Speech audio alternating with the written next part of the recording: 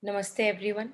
So my name is Monica and today I will be talking or speaking, sharing a little on the topic of Sri Aurobindo as guide in sadhana. So what do we mean by sadhana first? And it seems to me that taking all life as sadhana or taking all life as a possibility of yoga or this union of higher with the lower, the inner consciousness with the outer consciousness. It is although a possibility for each one of us as human beings, and yet we see that it cannot be forced. It cannot be forced. Sri Aurobindo says that there is free will at every moment. You can take, no matter if you have surrendered, the surrender can be taken back. So that free will is always there. And that is why not everyone, not every human being would be ready to take all life as yoga, although it is our highest possibility and it must be done. That's what mystics and saints have said, that this is the task of human beings when they take human birth. And yet it cannot be forced. So we need to go through all the detours that we may like to in this process of our evolution or expansion of our consciousness, or the union of the inner with the outer or the higher with the lower consciousness. So today I will be uh, using the reference of Sri Aurobindo's Letters on Yoga Part 4. In Letters on Yoga Part 4, Sri Aurobindo has responded. It's a compilation where Sri Aurobindo has responded to many, many queries of sadhaks living in ashram. And we see, if we get to read that book, we see that these are my problems. I go through these problems. So for those of us who are willing to walk on this path as life as yoga, I clearly see that yes, this is answering my issue. This is resolving my issue. So that's where Letters on Yoga Part 4 and Sri Aurobindo come very, very handy as a day-to-day guide in sadhana, practical day-to-day guidance in day-to-day, everyday matters of life. Our emotional conflicts, our relationships, issues, the past troubling us, maybe an attraction or attachment to someone which we want to kind of, take care of. So all these have been gradually addressed through these responses by Sri Aurobindo to sadhaks. So let me pick up a few excerpts which I will be picking up today in order to shed light on what they indicate to us, how the clarity comes from the words of Sri Aurobindo, and how it makes me feel at ease that yes, I can do something about the darkness that I am dealing with. I can do something about the challenge that I am dealing with. Yeah. So there is this few lines which I'll be reading in between. So Sri Aurobindo responds to a sadhak. He says, it is the vital which in everybody and not only in you, which is restless, full of desires, always falling into dejection and disappointment and sorrow. The only way to escape from it is to get rid of desires, to have no will or no desire other than the will of the divine. Now, a normal day to day householder or a materialistic human being may ask, how can I live without desires? Because I see that my life is one desire after another desire, one desire after another desire. And that is what I was sharing in the beginning, that this path is for those of us who want to take this path in life, the all life as yoga. But once I have chosen that I will be using all the experiences, setbacks, and failures in my life, or even opportune moments in my life, as a process of yoga to expand on and on, going on this evolutionary journey of growth of consciousness, then I can be really benefited by this, what Sri Aurobindo says here. So, whenever I have a desire comes into being, and I say to myself that this is my own desire, this is my desire, I want this. We do not see it as coming from external situations or external atmosphere. We have internalized the desire. We say that, okay, this is my desire, and unless I fulfill it, I will be unhappy. Yeah. And here Sri Aurobindo says that it is the vital part, the emotional vital being, and not only in you, the sadhak, but everybody, the emotional being in us, which is very restless, which is very full of desires. One after the other thing, it just keeps on demanding, and its tummy is a bottomless pit. It never satisfies itself. If I have satisfied one desire, then I see that I run to another one, then to another one, then to another one. So how long will I continue to be a puppet of this vital being within me, the vital part of my existence? And then he says that then we fall into dejection, disappointment, or sorrow if the desire is not fulfilled. So for example, if I want to meet a person, if I'm desiring to meet a person whom I am attached to, unless that person comes and sees me, I will be extremely dejected. And that dejection of mood, I take it as my own, that this is my mood. We do not see that we can step back from the mood. We can say, yeah, mood may be up and down, but I am okay. So we have to step back from the mood and not to see the desires or the moods as our own. Because if I do not step back, then I am letting the vital rule my whole being, and not the discernment rule my whole being. Yeah. And then he says the only way to escape from it is to get rid of desires. Now, how can I get rid of desires? How I just wonder about it. How can I get rid of desires? Because I see that I have so many desires. And then it comes to me that once I see that it's not that I have not fulfilled my desires earlier, but there is one point with the desire. And the point is that no matter how many times I may fulfill the desire, something in me remains unfulfilled all the time. So, how long am I going to be a slave to this unfulfilled bottomless pit which never fulfills itself, no matter how many times it is being fed? And that is how I can now let go of the desire. So, maybe a desire, ripple of desire is there, but I would not listen to its dictates. I would just keep it at the side. I would kind of ignore it, and I'll absorb myself in worthy tasks which are worthy of doing. And then he says to have no will or no desire other than the will of divine.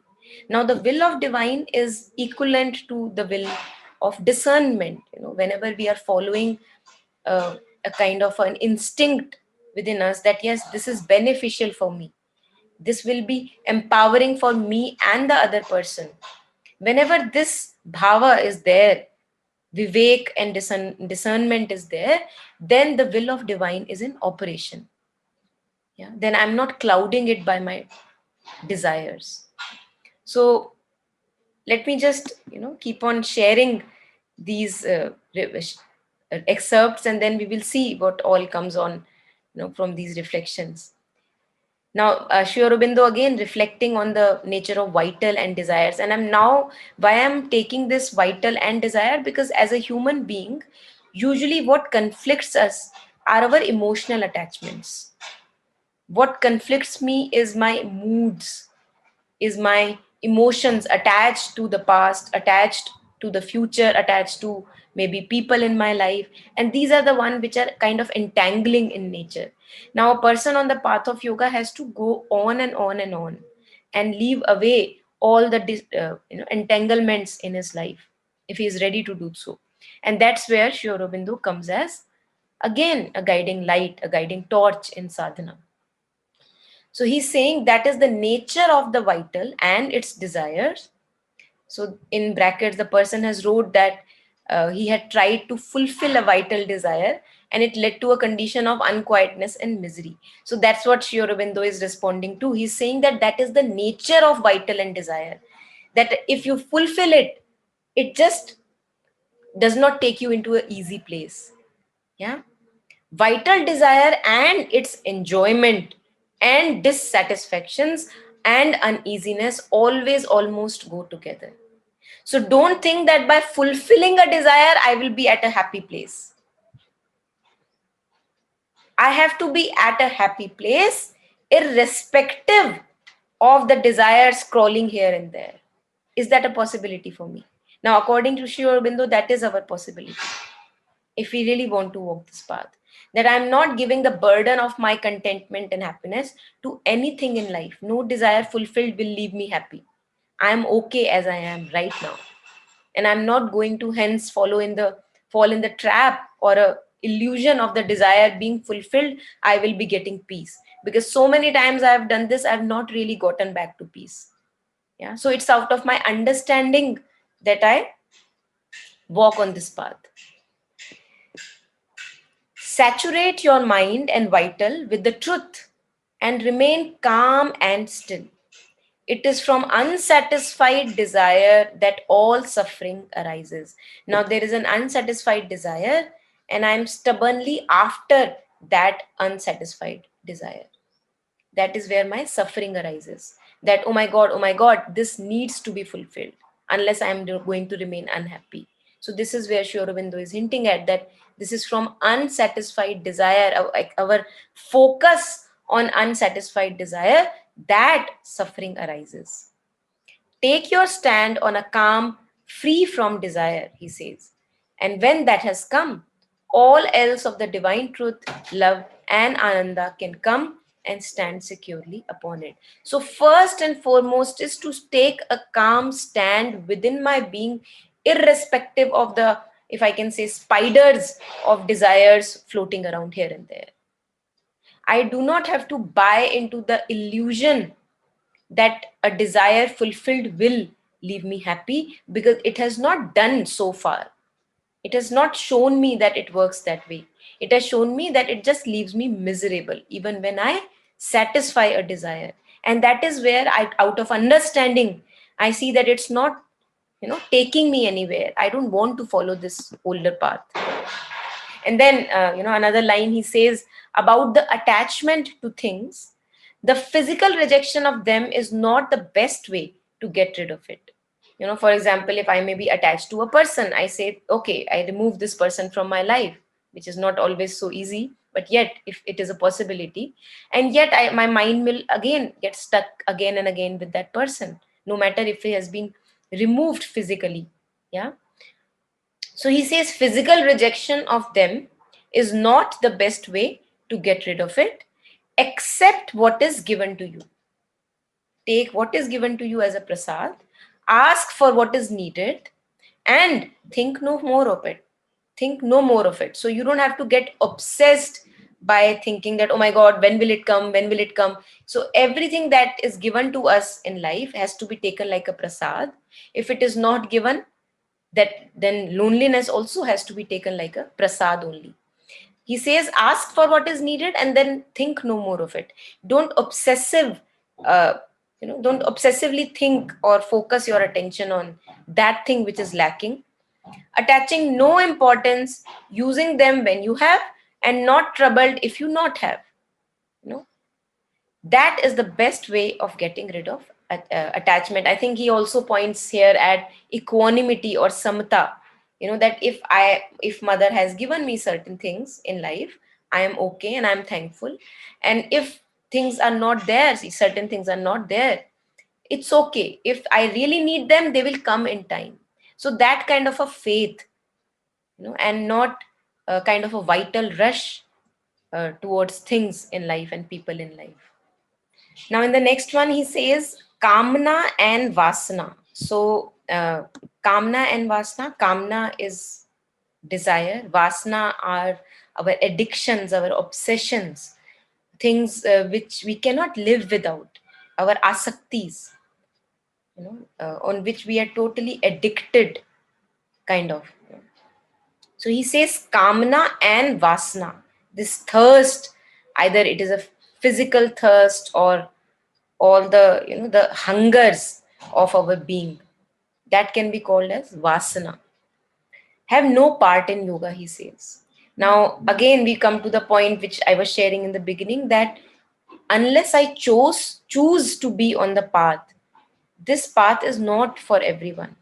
although it is our higher possibility, but this is not for everyone, because we as an ordinary human being, we live on this level of kamna and vasana. Everywhere in Bollywood, Hollywood, all the movies, what we see is all that. No wonder that they are so successful, because the ordinary human mind wants that. Yeah. Although it is not the highest possibility, yet it is trapped there. So he says that Kamna and Vasana have no part in yoga. Now, unless as a person walking on this path, I am ready to leave them as older ways of my being, and now I'm ready to walk a newer path, it's not possible for me to walk on this path using all life as yoga. So he says Kamna and Vasana has no part in yoga. They cannot be its help. They can only be hindrances. So long as desire and ego remain, there can be no surrender to the divine, no fulfillment in the yoga. So I have to stop being an accomplice to the ego. Usually in our day-to-day life, we are actually partnering with the ego. We are listening to its dictates. We are, thinking that my tendencies of behavior, my patterns of thinking, my emotions, my moods, this is me. So I am partnering with my ego. My past is me, my future is me. All this is a partnership with falsehood. So he's saying that so long as desire and ego remains, there can be no surrender on this path and no fulfillment in this yoga. These are movements of vital and cannot be anything else. So he's saying that any thirst, any desire of any kind, any vasana, any kamna is nothing but coming from the vital. So we don't have to entertain it at all.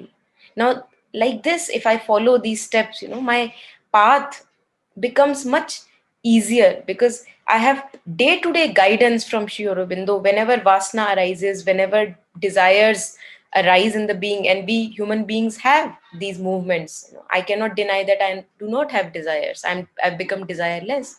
But whenever a desire arises in the being, I can choose whether to follow it or whether to listen to the words full of light and illumination, and also try to, take them along on this path to make life free of entanglements. Now, then he says that to yet another sadhak, he says, if you are anxious for them, talking of material possessions, that means that you have desire. So even if a little bit of anxiety is there, it is a signal that it is coming from the desire soul or the vital being. That means that you have desire and are bound, entangled. Ananda is one thing and vital enjoyment is another. So pleasure is another thing and ananda or bliss is another thing. One can have the rasa of a beautiful thing, for instance, a picture, without wanting or needing to possess it or turn it to one's purpose.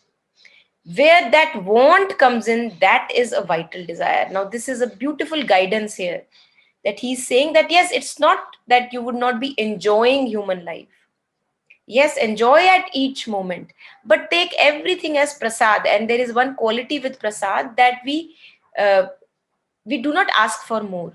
Whatever is given, we take in gratitude and we kind of move on, saying thanks.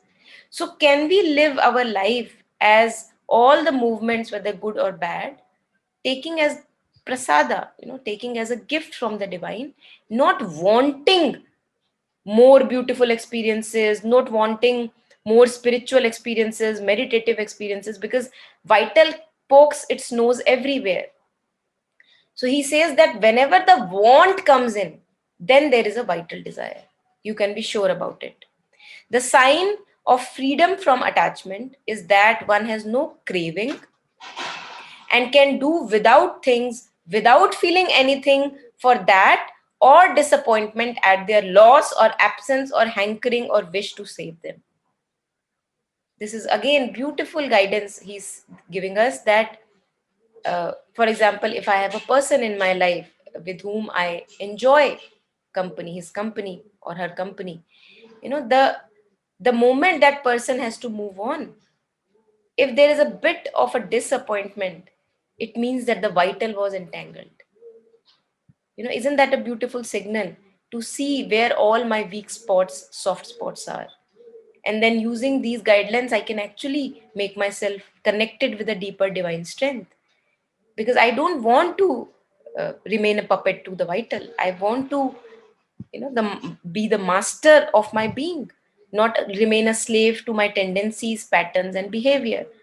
Yeah, so this is again a beautiful signal that he is giving, that if any disappointment comes at the loss of any material or possession or a person, then it means that the vital is involved. If one has, one takes the rasa in a free, unattached way. If one does not or loses them, and it makes not the slightest of a difference, he says. The true ananda is the ananda of the divine, and when one has the yogic consciousness, it is the divine one sees everywhere and has the ananda of that. But there is no attachment to objects as objects. So you enjoy, you take the rasa of the thing, and yet you are seated within a place which is calm, which is quiet, and which is whole in itself. You're not saying that a person or a thing in external world will make me complete. That is how I get settled down in my being. I am okay, I am okay with myself, and whatever will be given, I will be just enjoying its rasa on the way. Yeah. Yeah. Then he says, further, just taking a bit more of excerpts from Letters on Yoga, part 4. The seat of desire is not so much in the emotional as in the lower vital. Now, the seat of the lower vital, he says, is the lower abdomen. Lower abdomen is the seat of lower vital. But the desires rise up from there into the emotional part and even into the thinking mind. So he's actually talking of, mother, I think mother talks about settling down a very deep peace in the lower vital. It can be done, you can call peace in the lower vital, the lower abdomen region, so that it settles down, the desires and all that settles down, so that all the upsurge of emotions from that place of the lower vital is kind of reduced in degrees. So we can use this also as a guiding torch, that whenever I'm troubled by emotions or conflicts, I can settle down a deep peace in the lower abdomen, lower vital region in my being. It is always the habit of the vital to find out things by which it persuades the mind and justifies the desire. Now, this is the companionship of the vital with the mind for the false reasons, for the reasons of the ego. Yeah. It is always the habit of the vital being, emotional being, to find out the things by which it persuades the mind and justifies its desire, that yes, you are completely fine in desiring for that person or that thing. Yes, just like a lot of reasonable justification comes, and circumstances usually shape themselves to justify it still further. For what we have within us creates the circumstances outside. And what matters is that you should take inwardly a different position in future. And what is the position he is indicating at? That do not become an accomplice to the demands of the vital. That is the least we can do. Yes, the demands may be there, the expectations, emotional expectations, attachments may be there, but at least do not become an accomplice and give justifications to its demands. That is the best we can do. When you clutch at anything and try to make it your own with an egoistic sense of possession, then however beautiful and wonderful it may be, it loses its value and becomes ordinary. Now, this is very beautiful, because this is what happens in our relationships. That I have been given a beautiful relationship, and somehow the emotional mixture comes into that pure love, and I begin to hanker about that relationship. I begin to want more and more from that relationship, whether it's a relationship of a parent and a child, or husband wife, lovers, so called romantic relationships, doesn't matter. These are all very strong and sticky bonds in which a lot of vital mixture, emotional mixture is mixed. A lot of desire, mixture of desires is mixed. And it is our task as a person on this path of yoga that is it possible for me to sort out the mixture, to clean all the vital garbage, the desire garbage, the expectation demand garbage from it, so that only love remains. And love is not bonding in nature, it does not tie the other person. So this is our task as a human being, to kind of sort our relationships and move from an emotional mixture to pure love. Is that, I think it's our possibility. We can do that going more forward in our life. And we have clearly seen, we all have experiences in our life that whenever we have tried to clutch onto anything, then and try to possess it, we just make it sour, we make it bitter, for the other person and for us also. We just make it bitter. Whether it's talking of any position, any power, money, if we try to possess it, it just kills us slowly. It kind of eats us up because it's not the right way. The desire for the divine, or bhakti for the divine, is the one desire which can free from all the others. Now, Sri Aurobindo here says that, okay, you see that you are desiring, you are a desiring being. Why don't you give yourself a desire worthy of really desire, a desire so big and huge, which will actually consume you so heavily that the other desires will vanish away. This is what is the desire for the divine. So give yourself the utmost desire, he says, that which will rid you of all the other trivial desires. The desire for the divine, or bhakti for the divine, is the one desire, he says, which can free one from all the others. It's like, imagine that we are talking of our day-to-day conflicts with a friend in a room, we are talking, chattering about it, and we are very troubled by it. The moment there is fire in the building, all our emotional conflicts and troubles, they just are cut aside. All we are concerned is how to get rid of the fire, or how to save the house, or how to run away and save your lives. So if there is something beautiful and bigger in our lives, which is this desire for the divine, or the bhakti for the divine, love for the divine, then our little trivialities in which we remain entangled, they are shunned away, they are shed away slowly. And he says that at the core, it is not a desire, but an aspiration, really, a soul need, the breath of existence of the inmost being. And as such, it cannot be counted among other desires. So, if we really want to get rid of all the trivial little desires and move past them, then we have to give ourselves something bigger. And this is something bigger, the infinite ocean of the divine. Can I absorb myself into that? Can I lose myself into that? Because then I will have no time to entertain my other trivialities. Yeah. Then he talks about desire and need. What is the difference between desire and a true need?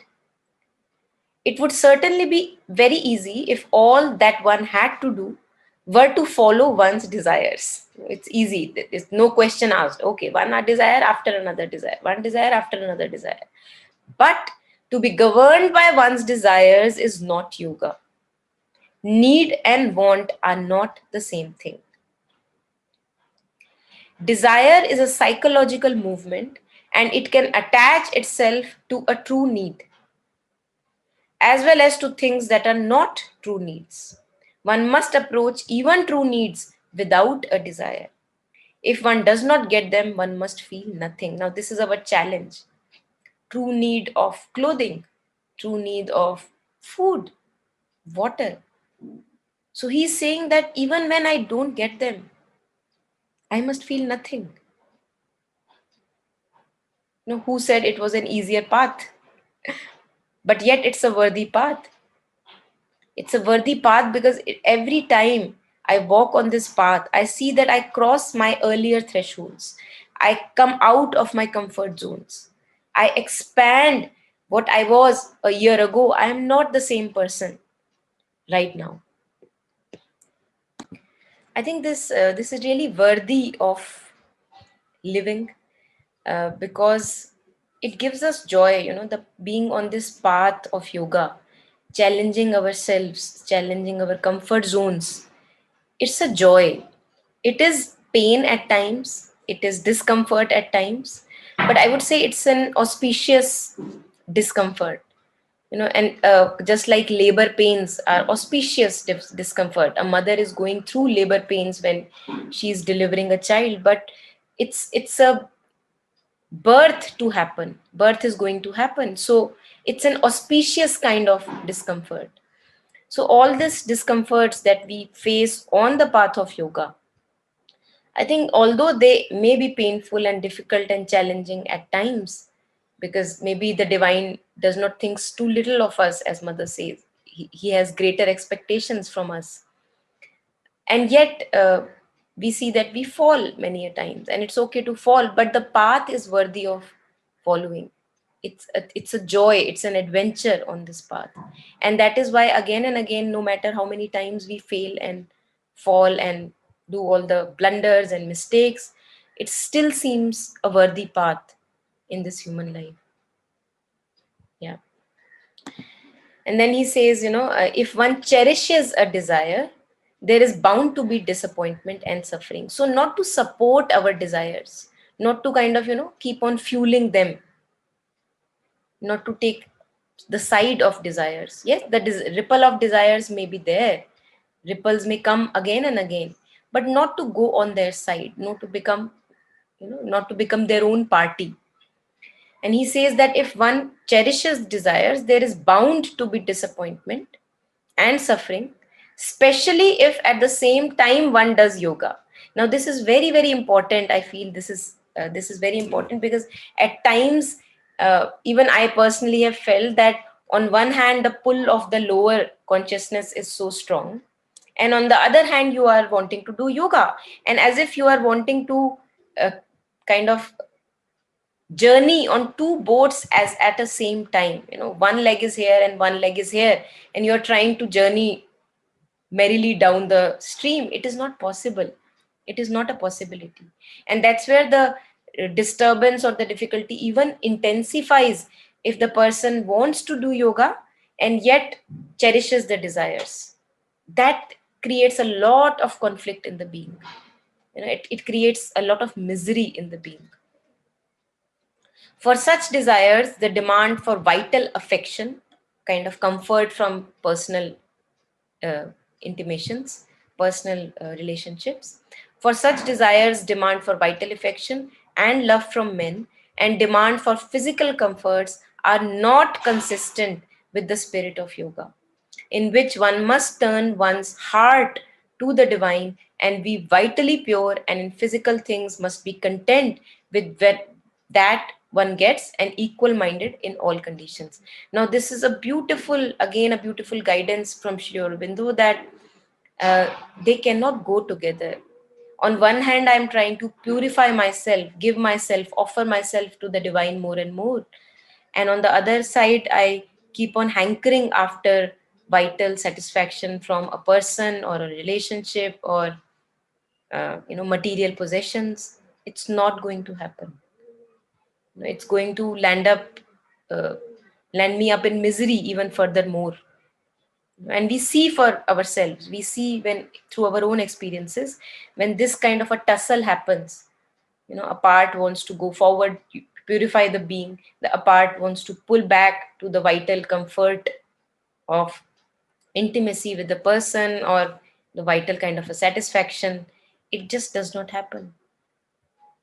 It's they're conflicting in nature. Yeah. Yeah. Demand and desire are only two different aspects of the same thing, he says. Nor is it necessary that a feeling should be agitated or restless to be a desire. He says that it's not necessary that whenever a desire is there, it is very restless. It's not necessary. It can be, on the contrary, quietly fixed and persistent. It can be a persistent desire. It can be a very deeply ingrained, persistent desire. It's not restless, but the stubbornness is there. Demand or desire comes from the mental or the vital, and a psychic or spiritual need is a different thing. The psychic does not demand or desire, it aspires. It aspires. It's a beautiful kind of a desire, as Sri Aurobindo was stating earlier also. It's a beautiful kind of a desire. Yeah. The psychic does not demand or desire, it aspires.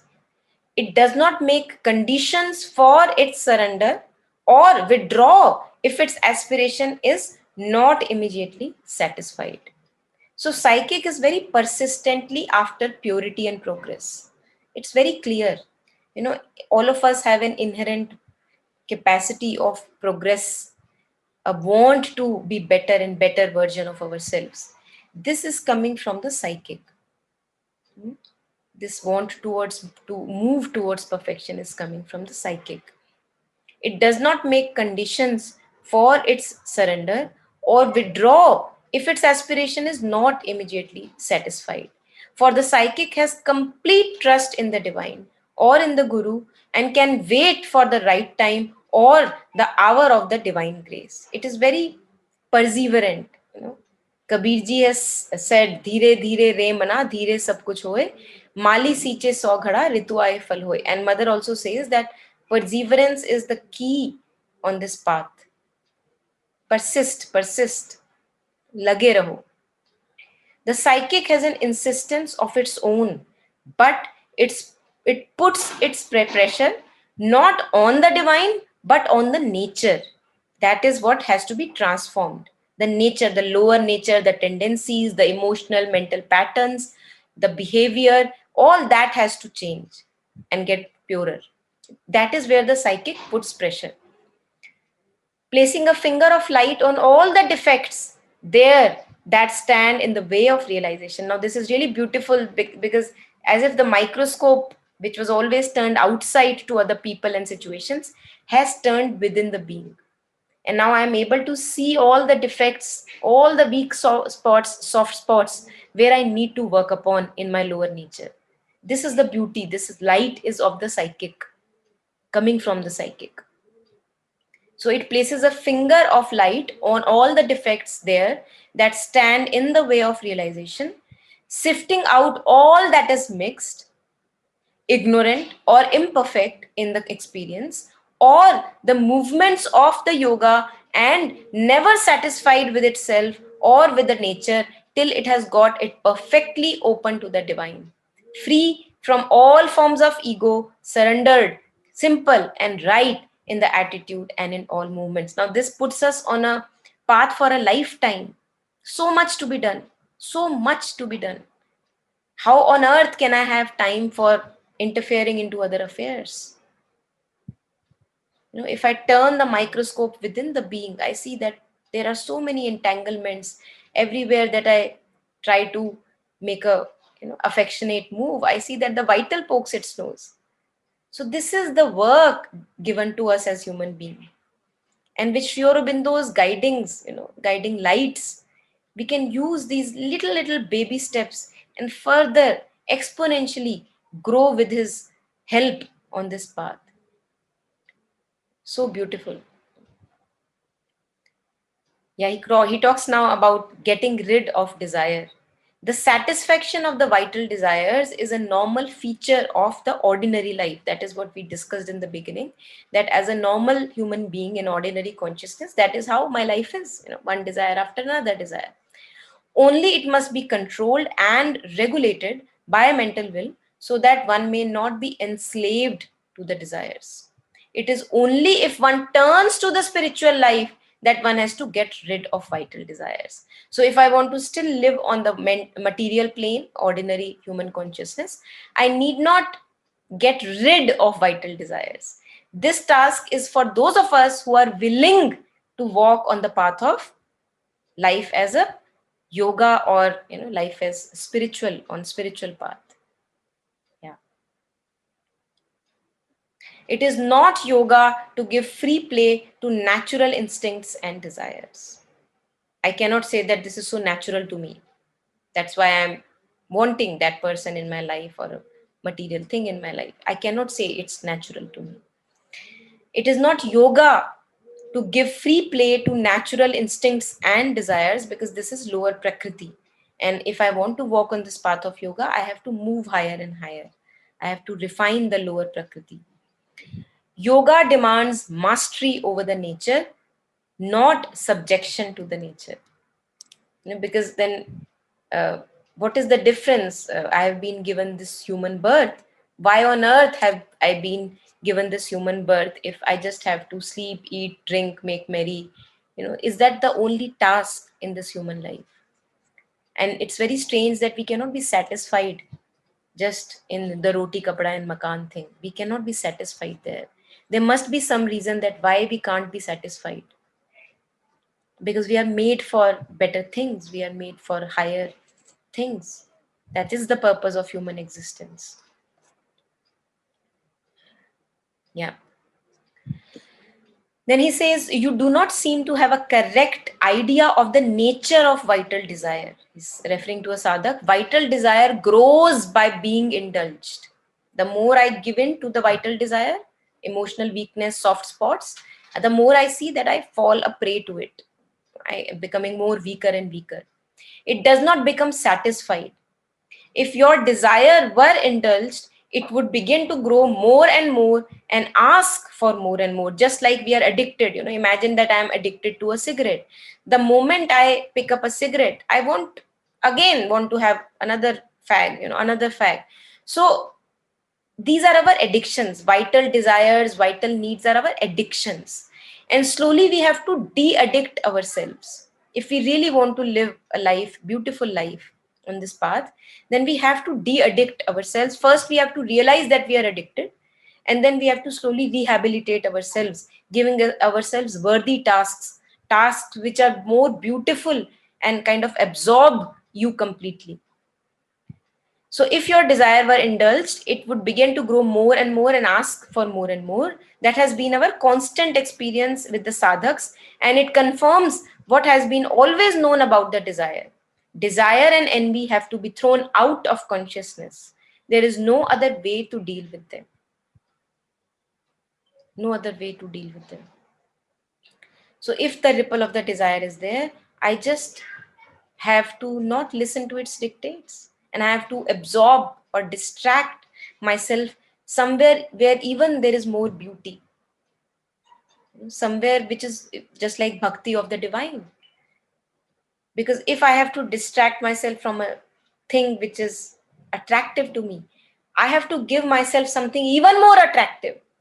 So the bhakti of the divine or something more interesting, which actually completely absorbs me, so that I am not a puppet of the desires. So if I want to get rid of little attractions in my life, I have to give myself the ultimate attraction, which is the bhakti or love for the divine, which absorbs me, which takes me in completely. When there is no time left for all other things. So let me just come to an end and take a further passage. Desire always takes a long time to get rid of entirely. But if you can once get it out of nature and realize it as a force coming from outside and putting its claws into the vital and physical, it will be easier to get rid of the invader. Now, earlier I was thinking that desire is me. I am desiring. Now I see that I am here and the desire is coming to me.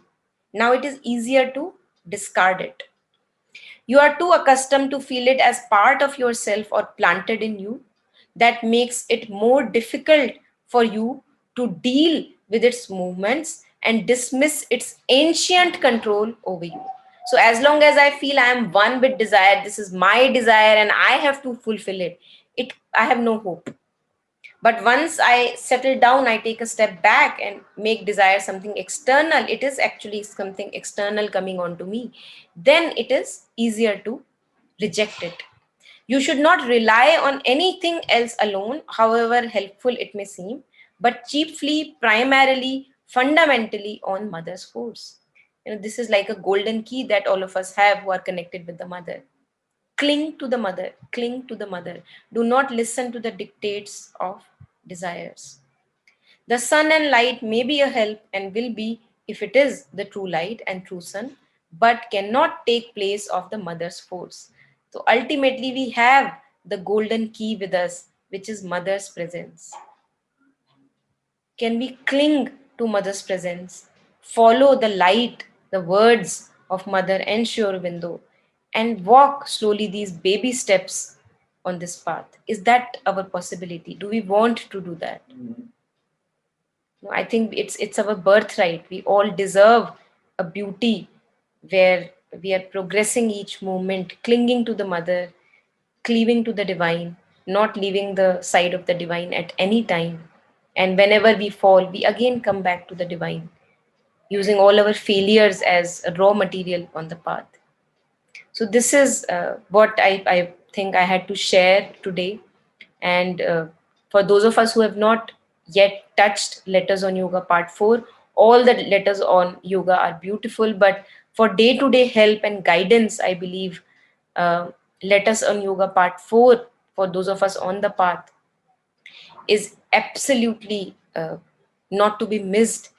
And even if we read a bit of passages here and there, they are enough for the day, and they kind of recharge our batteries, give us more courage and strength to walk further on this path, on and on and on.